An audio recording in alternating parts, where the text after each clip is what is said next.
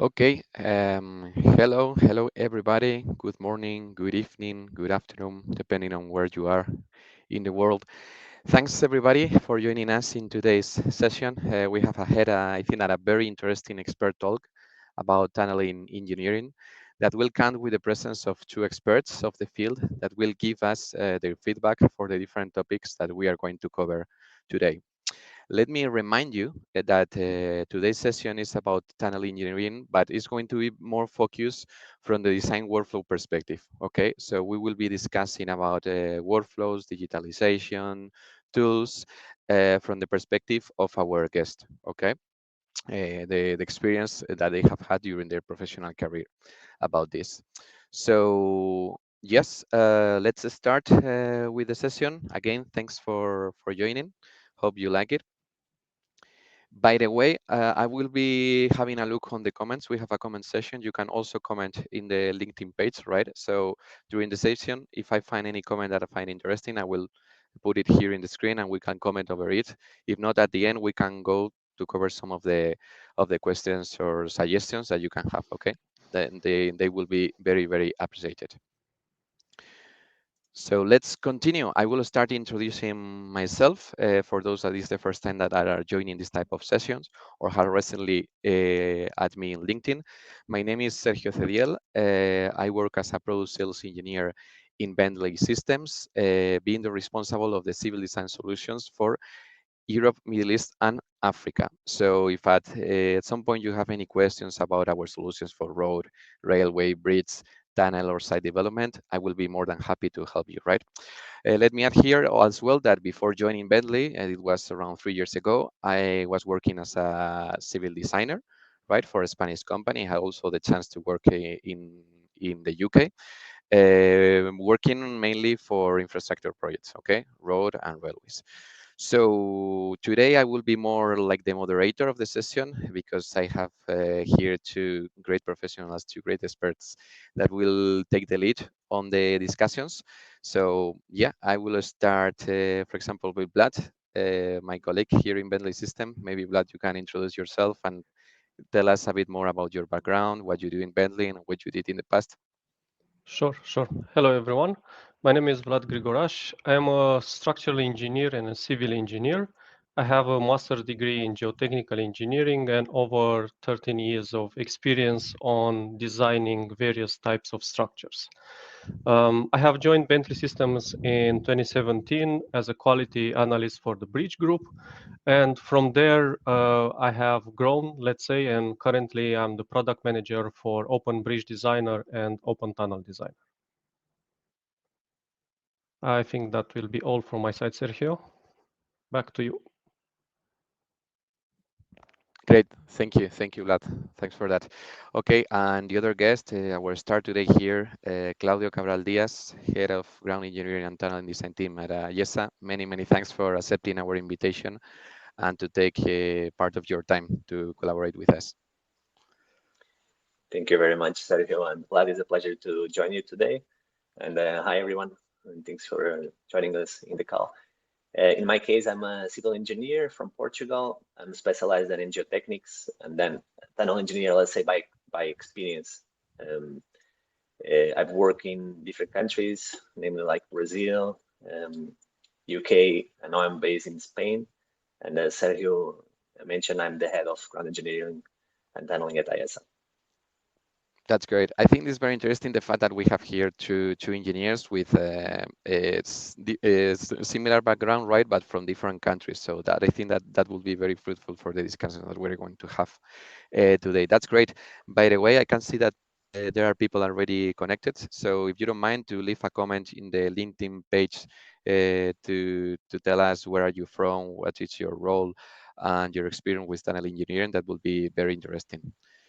Okay, that's great. Thank you. So let's start quickly. Well, as I said, we are going to be very focused in the workflows perspective, design tunnel workflows that our guest has experienced in the past, are currently experienced, and also we will have a discussion about the ideal or future software, right? And we also have Claudio explaining some of the details of some of the projects that he and his team has been working on. We are all going also to mention the important labor of ATOS as a Spanish Association of Tunnel Engineers.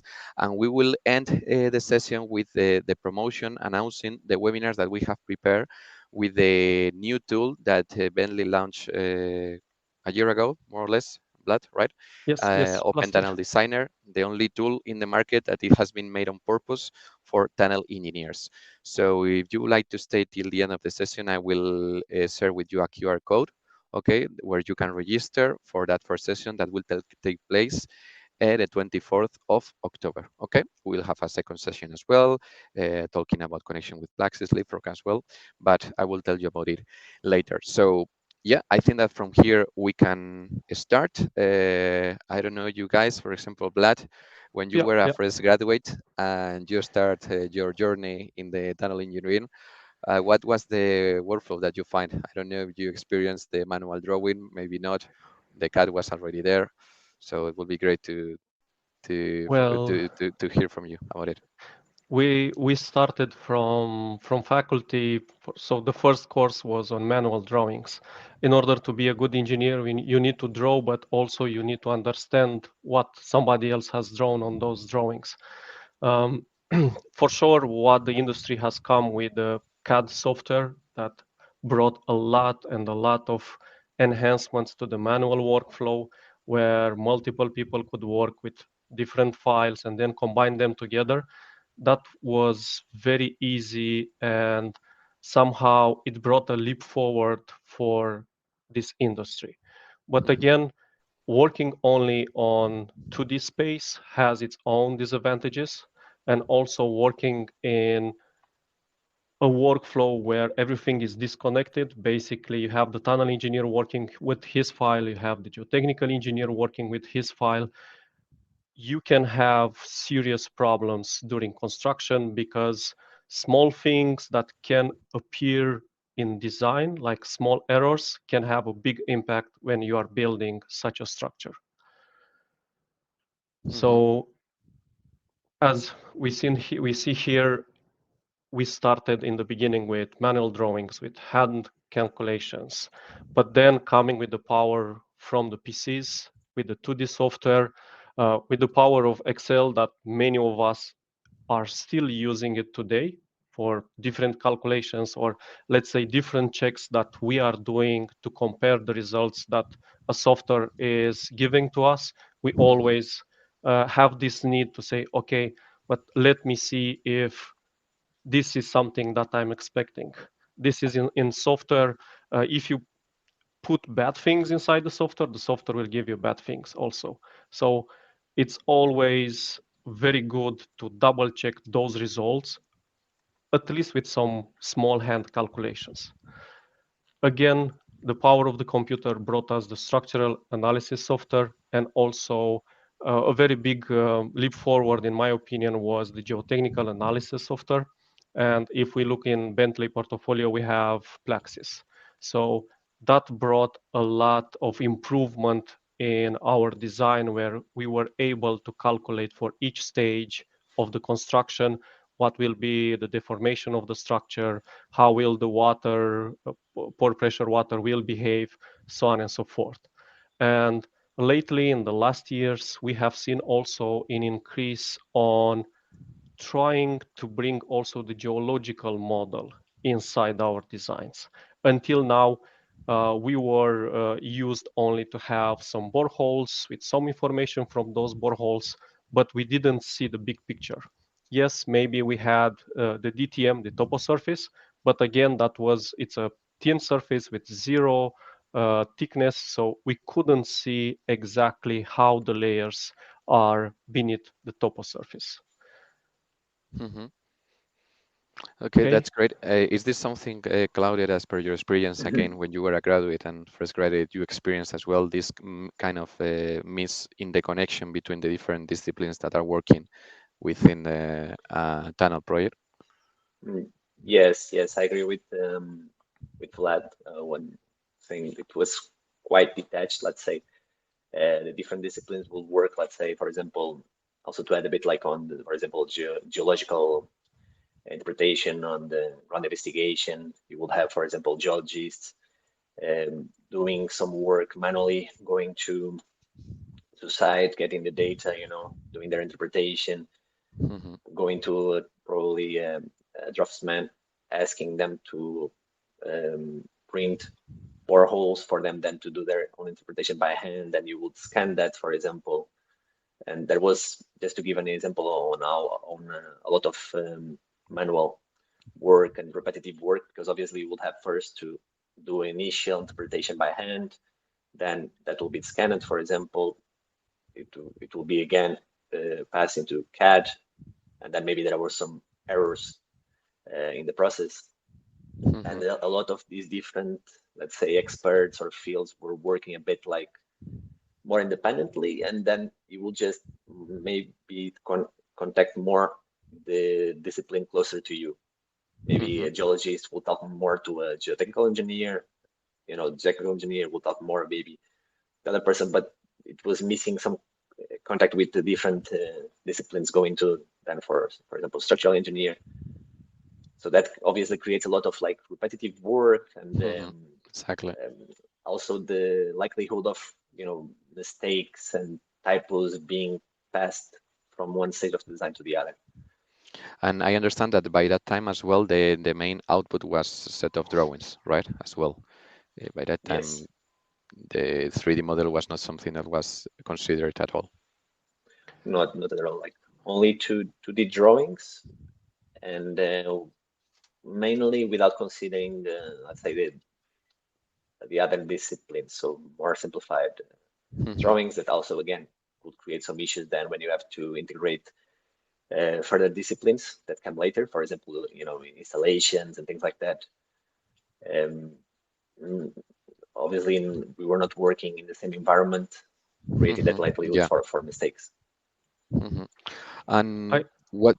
Yeah, sorry. I Go may for it, add but here, if when we are talking about, let's say, old workflows, there are still countries where the stakeholders are requesting 2D drawings. So even if the industry is trying to increase the awareness of all the good things that a 3D model is bringing to everyone that it's involved, from designers, from stakeholders, from asset operators, so on and so forth, there are countries where we are still requested to produce 2D drawings. And this, again, it's a solid process because different errors can appear again from different disciplines, because you are not working with a common data environment. You are working with your own file, and everyone is looking only on his small portion of the project. And then when you are combining everything together, you start seeing the problems. But by using a 3D model, you will foresee those problems from the early moments of design.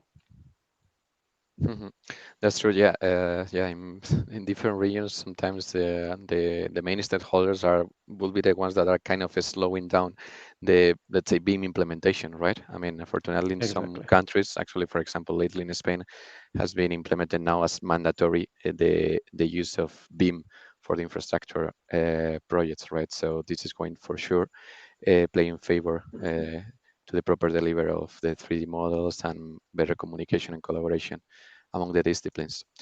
Let's talk now about what has been the main changes, difference.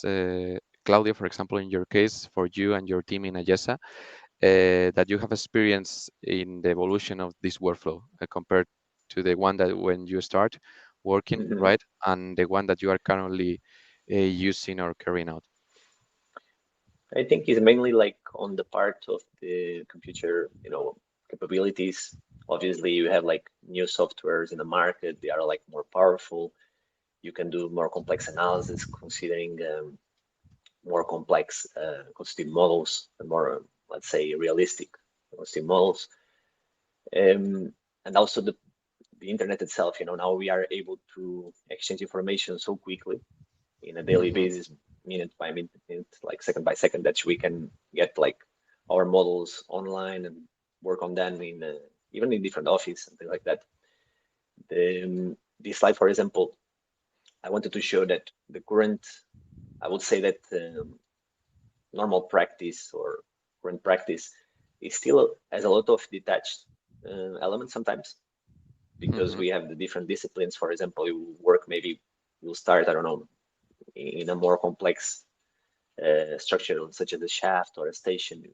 You will have, like, for example, the architects defining the areas that you need, and obviously all the other disciplines, the installations, together obviously with geotechnical engineers and engineers.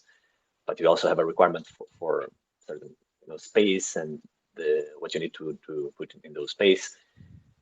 From there, you would go almost like through a iterative process to then calculate the part of the geotechnical side, structural side. Ideally, you will do it in a soil structure interaction model. So we tried as much as possible. Sometimes we still do some simplifications, especially when you have complex geometries such as intersections, and you don't really have the time and the resource to do a full 3D. You will still detach like the structural model from the geotechnical model. So it's not a complete soil structure interaction model as it should.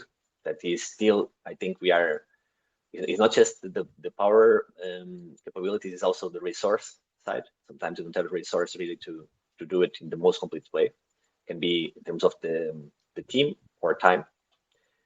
And as the design advance, you can do some iterations, even with the trying to optimize the space areas, having different distribution. Hopefully you move in more complex geometries for 3D analysis, full 3D analysis. So what I'm showing, the tree image in the middle, is a bit more like, let's say, a feasibility assessment or initial assessments, and then you go to a complete model where you assemble everything together. In this case, it's like a shaft with some adits and some running tunnels. And then you can work. What I'm trying to show here is in the BIM methodology, then you can have, you create like, let's say, a twin model in terms of soil structure interaction of your BIM model, right? Ideally, we would have them connected, and every time you would update the BIM model, it would update the soil structure interaction model. But I will say that is not yet, the current practice. We are trying to get there, and but that will be the ideal scenario, that you will have everything linked, even the BIM model that the architects and the other disciplines are working on, link it to the soil model. But this is, like, I think, at least from my experience, what is mainly done, and what will be the best practice is at least to try to have a model with everything in from the soil structure interaction side. And is the set of drawings your main output still, or 3D models, or depending on the project, on the client? It depends on the project requirements. So I would say that, as Vlad was pointing out, a lot of clients, a lot of projects, they are still requesting just the 2D drawings. Some markets, for example, namely the UK, they are a bit more advanced in terms of BIM. They want everything already like in BIM methodology, and also even the drawings that you are creating, they need to come out of your BIM model. Everything needs to be connected. But I would say it depends on the country in terms of those requirements. Interesting. And have you, well, I know because you have been already working in common data environments, right? For some projects in different regions as well. That is always very helpful. I see. And where, I mean, within the current workflow, where do you kind of find the gaps? Where do you think that there is something that can be improved to reduce the time, to improve the collaboration, the communication? I think, well, when you don't have, for example, thinking about a bit the BIM methodology in countries that don't have it yet, enough developed yet, I think it comes quite late in the design process, for example. So, the BIM should start from the very beginning of the project and setting up everything.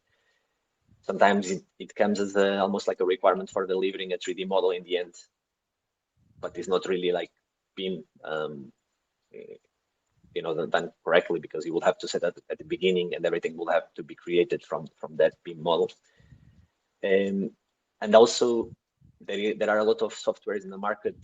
I think that sometimes we still have a difficulty in talking with the different disciplines. For example, structural engineers using a different software that geotechnical engineers don't really understand. So common language also. Besides the common environment, I think also common language across the different disciplines. Interesting. Vlad, I don't know, as per your experience, you had a chance also to collaborate in projects with this type of workflow, but I understand that sometimes the same way that Claudio was mentioning about the connection between the discipline, it was pretty common and pretty problematic, right? The connection between the designer modeling itself together with the geotechnical analysis, because it requires some scripting, right? Exactly. The main problem in this workflow, in my opinion, is that each discipline is making its own assumptions for the model. The geotechnical engineer is doing his assumptions, the structural engineer is doing his assumptions, but this means that those models are not a one-to-one match, basically. So in the end, again, another error can come from this workflow. And as Claudia was mentioning, even if we have a BIM model, a lot of people is saying, okay, if we have just a 3D model that is representing my asset, then this is a BIM model. But BIM stands for more than this. It's an entire process. You need to collaborate more easily. You need to do design review more easily. You need to have one single, let's say, element that can be read for any other discipline with the same level of accuracy. So this means you will have a better design using BIM. But BIM used at its own and full potential, and not just to create a few 3D elements here and there. Exactly. There is a lot more behind. Exactly. BIM. Yeah. So so based on that, we have asked Claudio to describe for us, right, what will be the ideal software for him, for this team, based on this feedback that we are talking about, right? So what will be the main improvements, right, Claudia, that you will allocate into the workflow, or thinking about an ideal software that you will be able to use? Yes, here I try to kind of like list them up. It's difficult to kind of like to put in words, right, all everything that we think about these things, but I try to think about the different disciplines that we have working in these multidisciplinary projects, starting from, example, like the geology side. You have the geotechnical campaigns. You have a lot of data through, in lab or in situ tests coming up that allows us to define the ground parameters. So it will be, and that sometimes what we have as a main difficulty is that in an ideal world, we would want all the information to come to you like really like in almost like in package, right? You will get your ground investigation campaign and you would just get the parameters. It's done. I use the parameters. However, in our design, especially the very long designs and the ones that we have designed and built, this doesn't happen like that. So even during the design process, we keep receiving updates, either because they are delayed or either because we found another risk in the design that we need to mitigate. We ask for additional GI, complementary GI. So I start by saying that it will be good to have a way of including those updates in these models, right? Or directly changing, the ground parameters, or even linking sometimes specific campaigns to the software. The same for obviously everything like done automatically every time you update either the ground crossing model stratigraphy in input. It's updated automatically, let's say, in the work environment, in all the deliverables, can be drawings, can be 3D models, The part of the same with the structural side, to be able to see it in 3D, to fully understand it. Sometimes it's difficult only with the drawings to understand, intersections of tunnels. Obviously, 3D now I think is a must in any package, and easy visualization. To be able to do design review and clash detection. So that's a bit more like to be able to work collaboratively with the different disciplines, and to have again, this common environment, a common language in our projects to quickly fix any mistake and avoid, especially the reworks and mistakes to propagate into our design. The part of then the capabilities is structural and logical side to include advanced custom models, to run obviously the cell structure interaction models. So when I was describing that sometimes we still do like some analysis in cell structure interaction more simplified, and then we have a structural package. Ideally, we want to do everything in the cell structure interaction model. Beam capabilities, and then obviously then to follow beam methodology to get the drawings, taken directly from the beam model, and to be able to do the BL of quantities directly, because it's always a big, a bit difficult in the end to go and having to do that manually. If you can do it directly from the software, it would be much better. Yeah, thank you, Claudio. Very interesting. Yeah, I think also the fact that at the end to be able to have a model, right, where any change and all its consequence is automatically updated in other disciplines, or at least notified to the other disciplines, is essential as well to keep the coordination of all the teams. Vlad, I don't know if you would like to add something here. Yeah. I would like to add something. Taking the phrase there from the header, the ideal software. We cannot create, at least from my opinion, or there is not such thing on the market to have one single software that can do everything that we have just laid down here on the screen. The geologist needs also some advanced tools that may not be required for tunnels, or they need it for mining, for instance. Then the road engineer doesn't need all the capabilities that a tunnel software provides. It needs only specific options. So we cannot look on one single software that can acquire or can provide all of these options, but we need to think on a, let's say, integrated tunnel solution where multiple softwares are working together, they are exchanging information, and then in the end, they can deliver with a high accuracy for the design. You can deliver a beam model, you can deliver 2D drawings that are updated automatically based on the changes that are coming from the 3D model.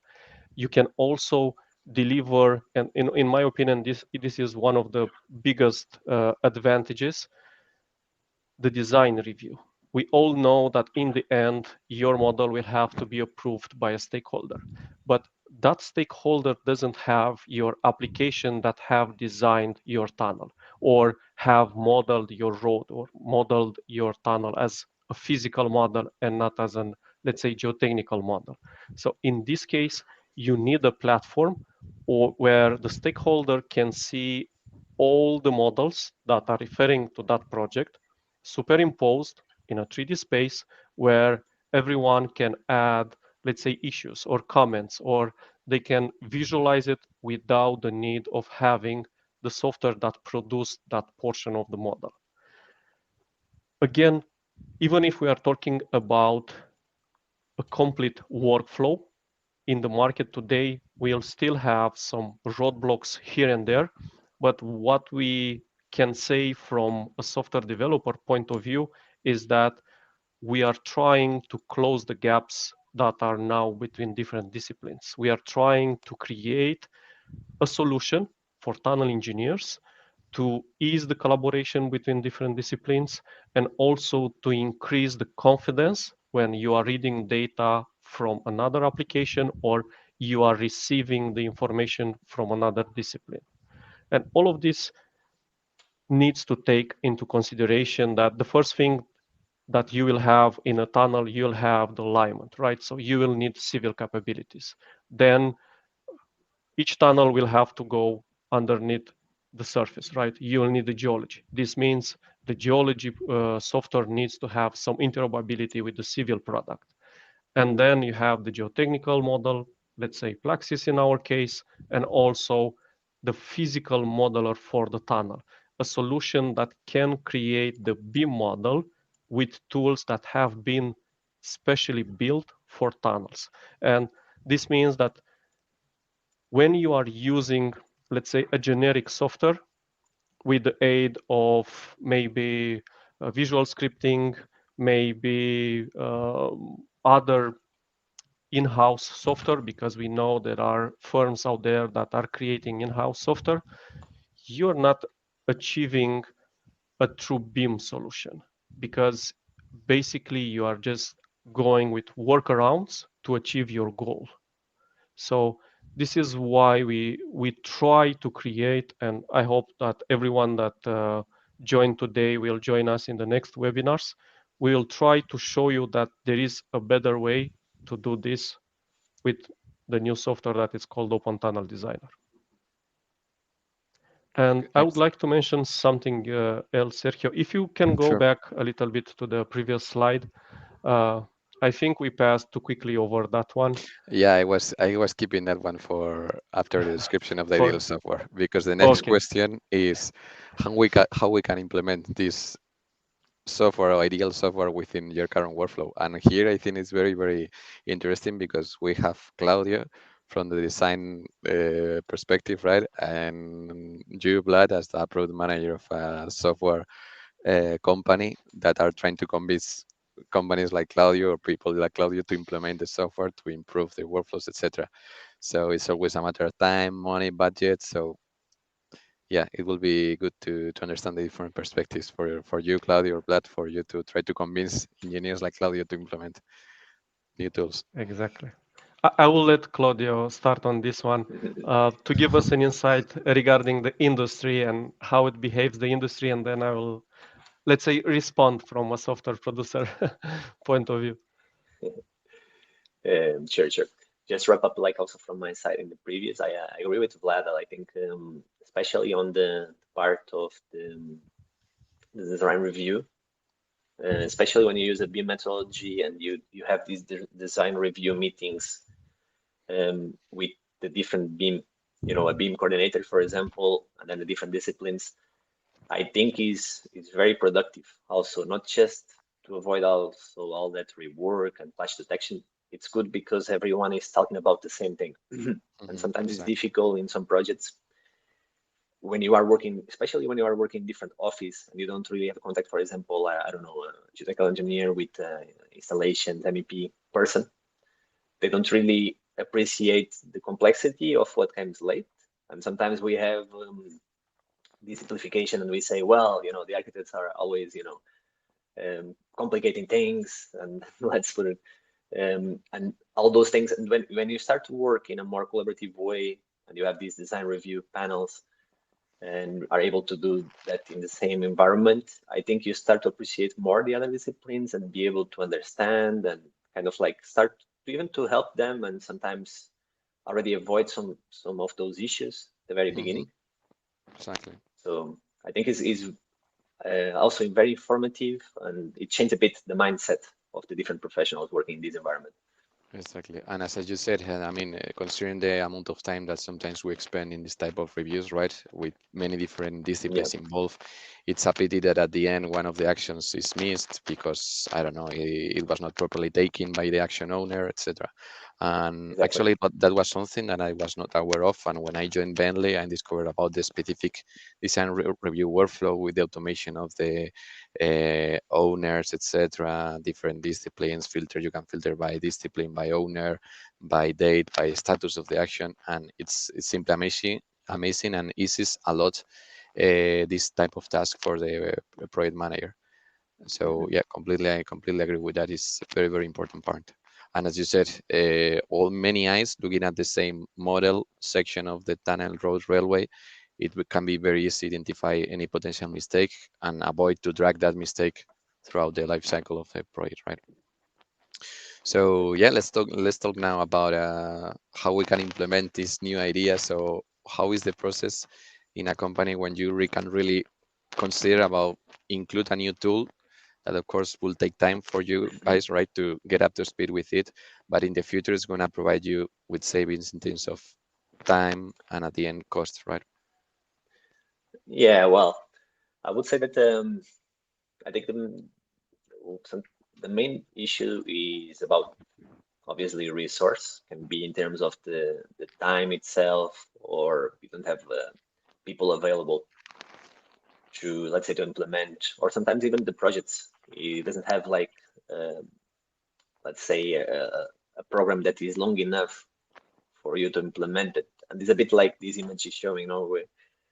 We understand that sometimes we are listening, and we understand that probably is a much better way of doing it, Hmm. but we are too busy, let's say, to try to finish that, and sometimes it's difficult to implement. And we keep saying, Yeah. in the next project, in the next project. Obviously, it gets to a point in which you will implement it, but I think the main challenge is this mentality about it's difficult to people are used to do it in a certain way. So there is a lot of we don't like repetition, but in the end, we are trained by repetition. So we repeat a lot the same tasks. So to start with, every time that you have a new change, you start to think, okay, but I will have to spend some time around it, right, to understand it. Maybe it's quite simple, and in the end, you're gonna save a lot of time. Hmm. But there is always a little bit of inertia initially to kind of like just accept it straight away. Yeah. Um, Hmm. there is also a matter of sometimes contractually, we are also sometimes required to use certain softwares, certain methodologies. So Exactly, we have that's to true. continue that. I would say that is mainly that, resource and contractual obligations, and also a bit Hmm. the inertia. As being human beings, we are a bit more, there is some inertia to adapt to a new thing. Yeah, exactly. I completely agree. I mean, as per my experience when I was in the design side, exactly. I mean, sometimes it takes time, and we were kind of we didn't have time, to be honest. We were very involved and focused on the project deliveries, etc. We were not able to stop and let's say, okay, I will stop for 2 hours to start learning the software. Takes time and resources, of course, but it's true that once you overcome that first learning curve and you start realizing about the results, is very rewarding, right? From this side now, yeah, exactly as you were saying, Claudio, we have the two different type of clients. The ones that are coming to us because it was a mandatory requirement for the new project, right? So they need to learn the software yes or yes, which is of course the quickest implementation in this case, and the ones that are curious about improving their workflows, right, for the future, but it's just a problem of fit that learning curve within the year or between projects, etc. So yeah, completely agree with that. Yeah, Vlad, I what do you will think? like. Yeah, I would like to add here that um, at least in our branch of engineers, after we um, start working on real designs, initially you have like a mentor, somebody that looks after you, and you will start working, let's say, under his wing and learn more and uh, get acquainted with the real life of design and not only what you have learned during the faculty, right? Your studies. But also, this will come with a baggage. You will somehow adapt to his already known softwares, or you will try to learn what he is learning you. Again, we need to embrace the technologies, the new technologies that the software vendors are providing today. We also need to embrace the value with the new software, and we need to keep an open mind that learning something new can give us advantages, maybe not today or tomorrow, but next week for sure we'll have some advantages coming from there. We have a saying in Romania, the best time to learn something was yesterday. So we will never have time to learn something new, We need to progress in the same time as technology is progressing. Uh, I don't know how it is in other countries, but at least here in Romania, we are seeing a shortage in engineers. We don't have so many engineers now. Um, some of them are going only to the structural side, and the highway side with the tunnels, we have a very big shortage of engineers. So every employer is searching for engineers that know the latest technologies, and they can provide more value to the company because they can provide more modeling projects. They can provide in a higher step, let's say, and with this advantage, they can overcome their competitors. So even if we are bringing on the market new technologies, we do understand that at some point we are somehow intersecting the internal workflow of that firm, let's say. We know to use only this software. Well, we have used it for the latest 20 years, and we don't care about anything else, right? Hmm. But again, maybe your competitor, if he just started, he doesn't have 20 years of experience. He has maybe 5 years, but in these 5 years, he has embraced the latest technologies and he is 200% more productive than you. So if we are not embracing the changes, then the changes will overcome us in the future. Hmm. Yeah, exactly. And I think that from our side, from the software producers, right, we need to, of course, to try to generate, create easy software to implement, but also make the industry aware of our new technology, right? That sometimes the communication can be improved. I mean, Exactly. so that's something that we need to guarantee as well. Yeah, Actually, because of this new evolution of the digitalization process, etc. There is a new role within the companies, something called like digital manager or digital engineering manager, that is very interesting because it's supposed to be the person that is aware or up to date about all the advancements, right? Apart from the IT manager, and together they need to decide whether the company would like to follow one workflow or another, right? So exactly. Exactly. yeah. I, to be honest, I had a quick chat with one of the persons that we are speaking about here in Romania. And again, he is looking on the big internet, let's say, for finding new documentation, for Hmm. seeing what others are doing.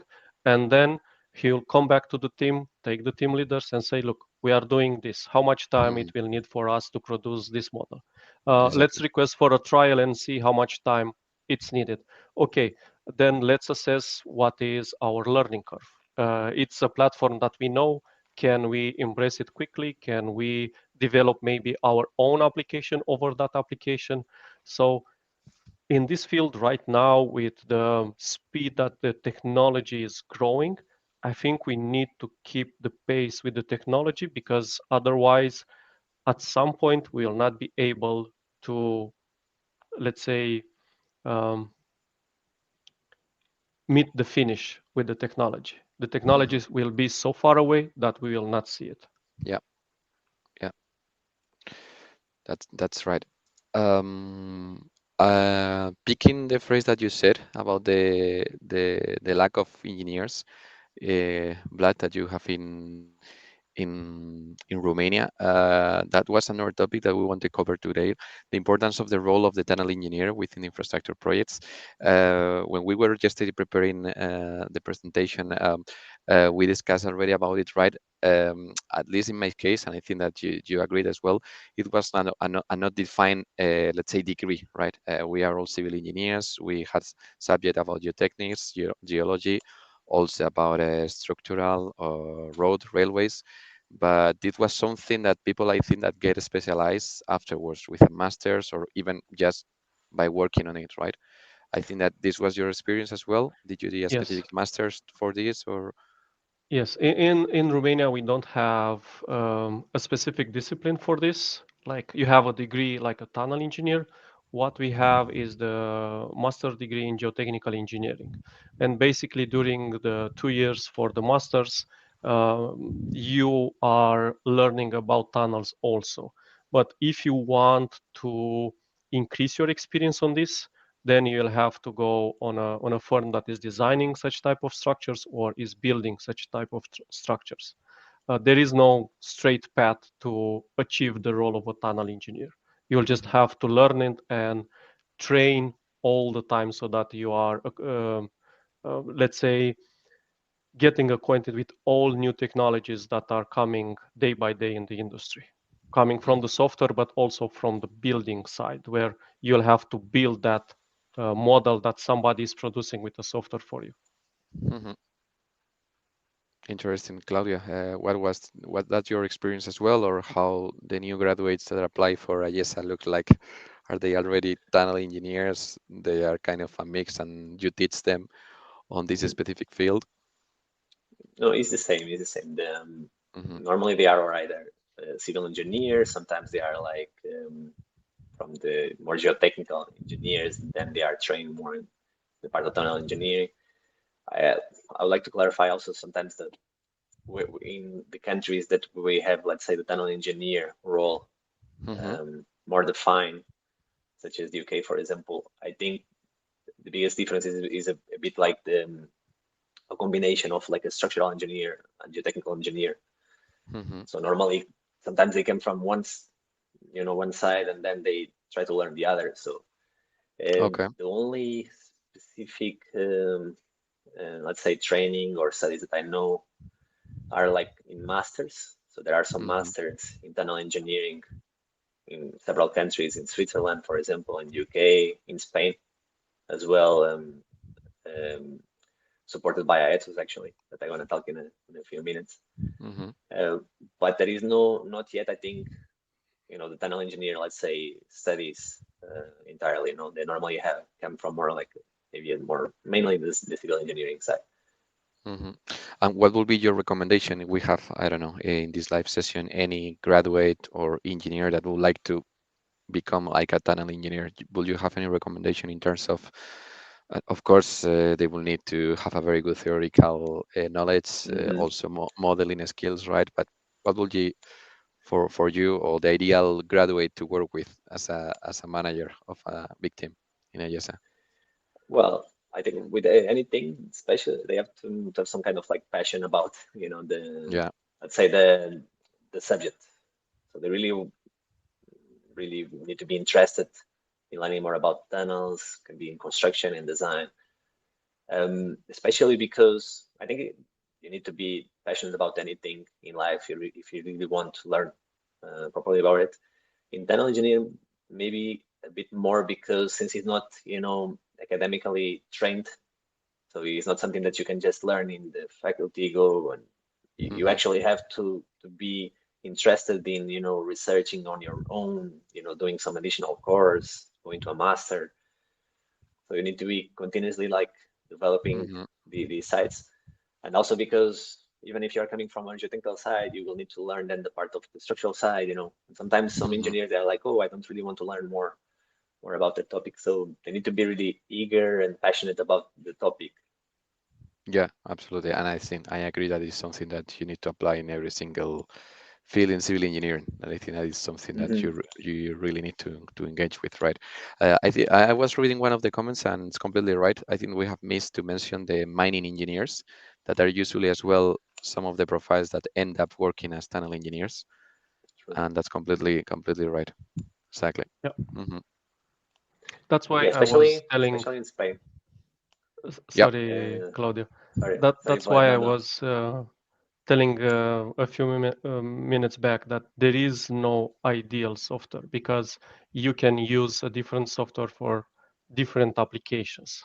You just need to work in an integrated tunnel design solution with multiple disciplines, and each discipline is coming with its own benefits, but also um, with its own problems. And we just need to find the best solution to address all of them. Exactly. Hmm. Okay. Great. Very interesting. Thank you very much for your inputs. I think that now it's time, Claudio. Maybe you can explain a bit about the work that you and your team are doing across the world in different projects, Mhm. right? Interesting projects. Well, first, I want to apologize about to the mining engineers because we have a lot also Yeah, working with us at IESA. So if he's someone from my team, I really apologize. yeah, In the in Spain especially, it's true that we have a lot of mining engineers working because in Spain you have a lot of also the mining industry. It's mm-hmm. interesting because I didn't mention mining engineer because, for example, in the UK you don't see so many mining engineers working then in tunneling, but Okay, in Spain is yeah you have a lot of like it's more combined like geologists, yeah, ge exactly. let's say whereas let's say if you go to the UK maybe they are more like civil engineers. So even that change a lot depending on the country that you go to. Yeah, Correct. exactly. Exactly. We So apologize for that, but that's completely true that I now I start thinking about different colleagues that I've met in these fields and they were mining engineers, so sorry about it. Okay, so now feel free to the if you want to describe or give us so some the details about the different projects. things and it's just to give you bit like an idea of also the projects at my company at ISL we are working on. Some of them that are already complete, other ones we are still working on them. They are here. I list a bunch of projects starting by the Silvertown Road Tunnel is one that we are still working on it. The most of the excavation civil works are almost complete, and they're going to go into the part of the installations next. Mm-hmm. Uh, but at IS especially, we have a lot of experience in metro projects. So we have just finished the design of Porto Metro. That's going to start the construction next year. It's going to be a new metro line, the Ruby line. The one expansion of the Metro Madrid, line 5 as well.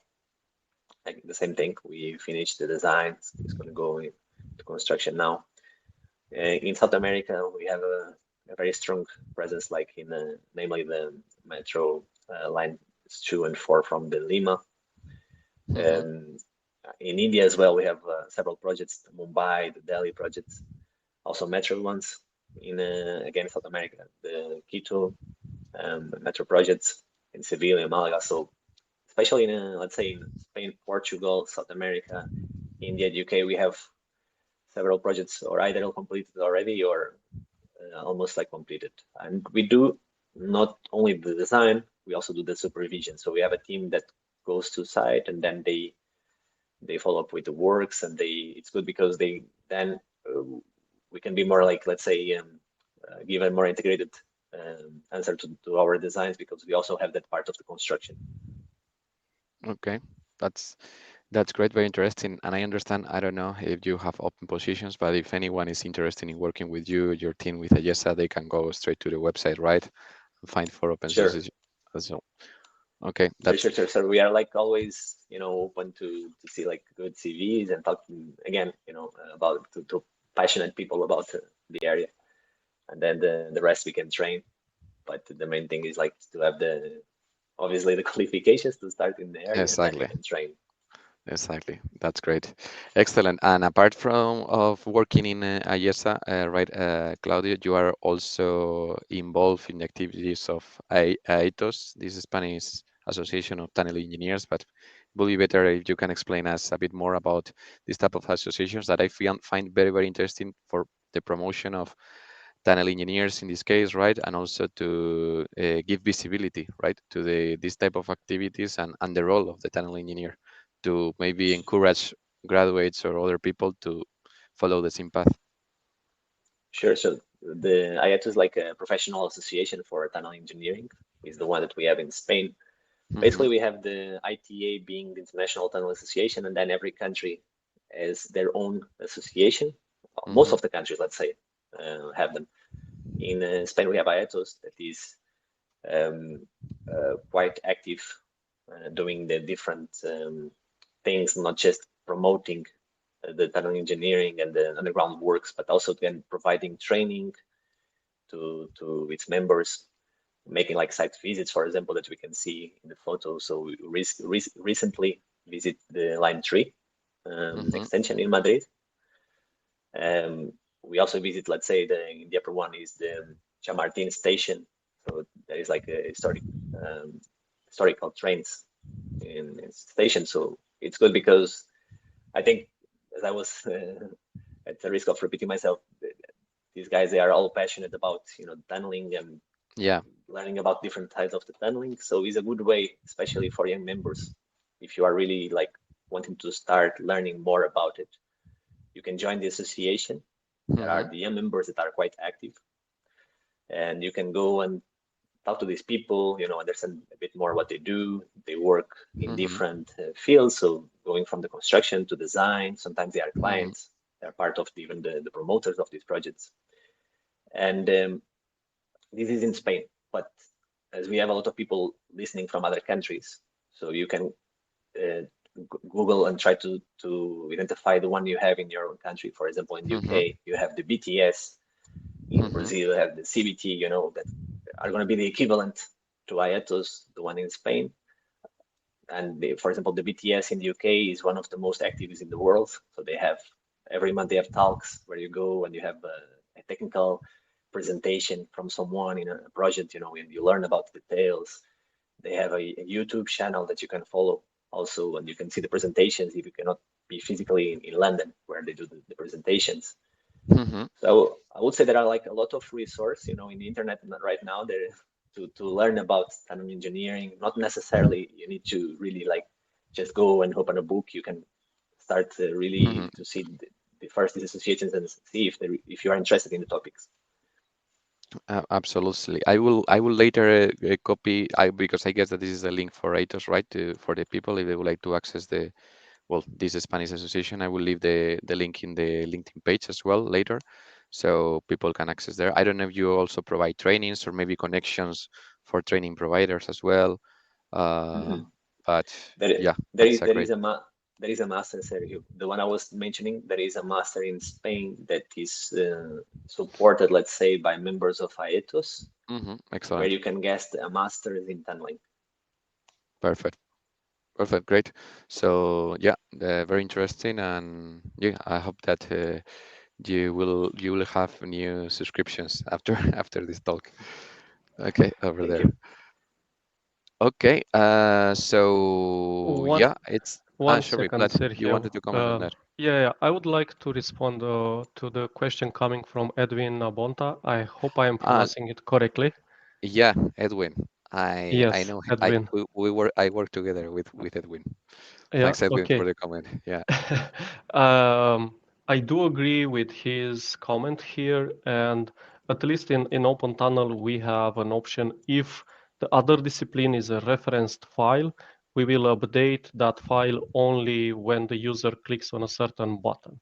Hmm. When it comes to, let's say, design review, using our iTwin technology for iTwin experience, in there you can create a new version of a new discipline coming inside the big model. So there are ways on, let's say, not allowing for directly updating of the entire model if you have not reviewed it prior to doing that update.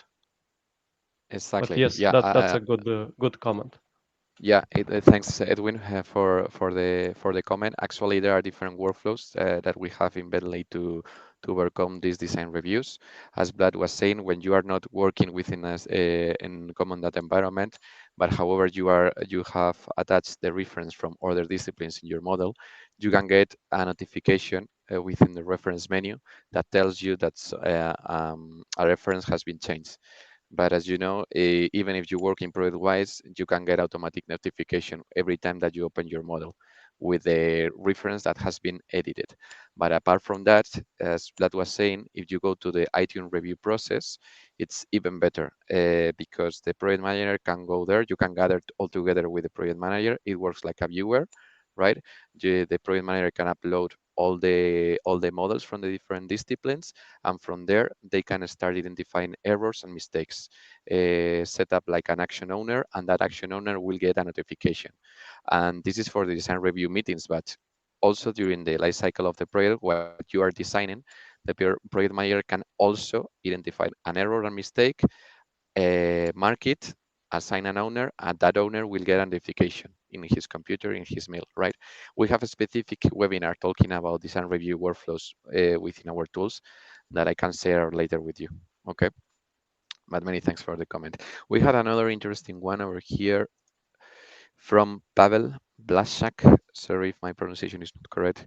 Is it OpenBeam or Beam by Bentley based on OpenTunnel, ProjeCtWise, MicroStation, Plaxis, and iHub?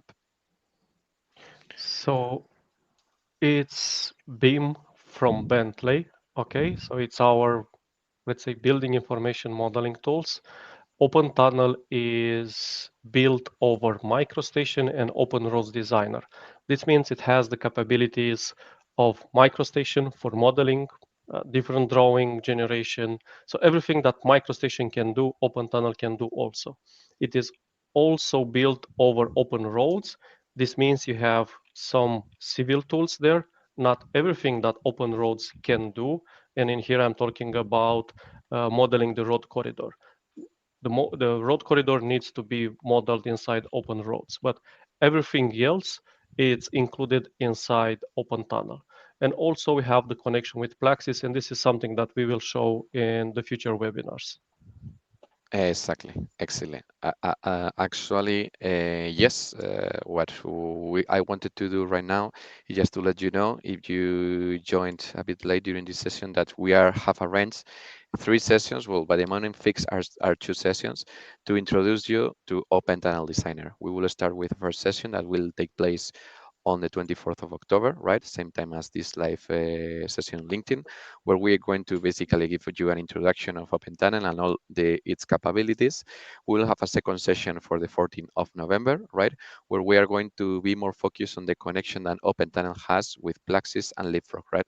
To allow this kind of direct communication with other disciplines. And we expect to have also a user case, one of the users that has been working with the tool for already 10 months, I would say, right, Vlad, more or less, will participate as well and will show us some of the models. So I think it will be pretty interesting. So I will leave you here the QR code that you can scan with your phones. Let me hide the current comment so you can perfectly scan the code. If you don't get it anyway, please add me on LinkedIn, me or Vlad as well, because I will be promoting the coming webinars every week, right? I will be sharing the different QR codes or link to the registration so you can register. And once registered, even if you cannot attend, you will get a recording, right? But it will be also, of course, better if you can go to the live session because you can ask direct questions to Vlad, okay?